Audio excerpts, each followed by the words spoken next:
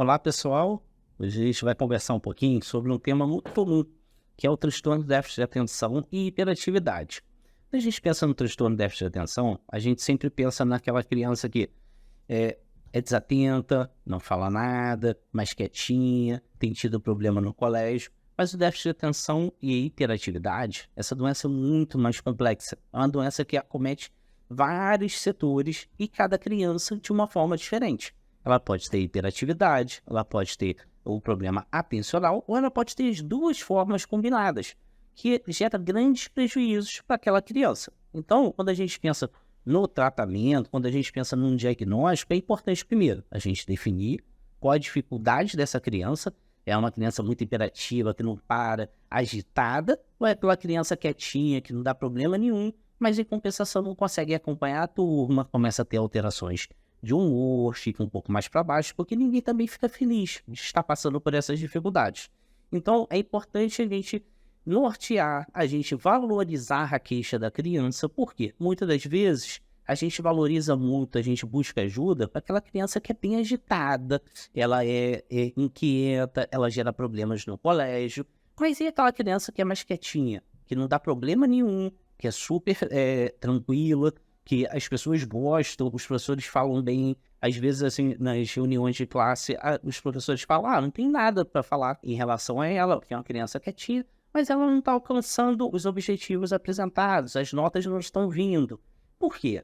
Porque, na verdade, se não incomoda, a gente deixa passar despercebido. Então é importante que o colégio, os pais, os educadores, às vezes os professores das atividades do inglês, da atividade física, fiquem mais atentos. Por quê? Porque essas crianças, elas também têm o déficit.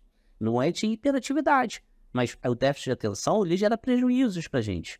Então, geralmente, essas crianças cursam com maior índice de ansiedade, de depressão. Por quê? Porque elas não sabem o que está acontecendo, elas são, na maioria das vezes, classificadas como preguiçosas, vai estudar mais, deixa de preguiça, todo mundo consegue, então você também vai conseguir. É importante que a gente tenha um olhar um pouquinho mais diferenciado, mais específico para essas crianças que não estão conseguindo alcançar aqueles objetivos traçados pelos professores, porque essas crianças também podem e provavelmente têm um déficit de atenção. Lógico que é importante que essa criança passe por uma avaliação psiquiátrica e uma avaliação também pela psicologia. É necessário uma avaliação neuropsicológica para a gente ter uma noção de que essa criança está passando. Será que esse déficit de atenção, será que essa baixa de rendimento é só pela uma doença, ou será que é uma consequência de outras doenças, como a depressão, como a ansiedade? Às vezes um problema familiar está desmotivando aquela criança. Então, assim, é importante que essa criança seja vista, seja acompanhada. Por quê? Ela pode estar em sofrimento e a gente pode minimizar todo aquele prejuízo que ela está passando e que hoje tem tratamento. Então, se realmente a gente fechar um diagnóstico do déficit de atenção e hiperatividade, é importante a gente cuidar dessa criança. E hoje é primordial que, se a gente fechou o diagnóstico, a gente use cada vez mais precoce a medicação, né? Normalmente o metilfenidato para início, são medicações que no passado existia um grande preconceito. Hoje, cada vez mais cedo a gente utiliza. Por quê? Porque a gente sabe dos prejuízos, das consequências, das limitações que o déficit de atenção vai gerar para essa criança.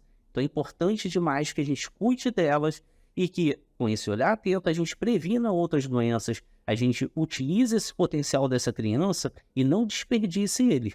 Então, se você tem um parente, um filho, um aluno, alguém que você vivencie, um vizinho, às vezes, que você perceba, ajude essa pessoa a buscar ajuda cada vez mais precoce.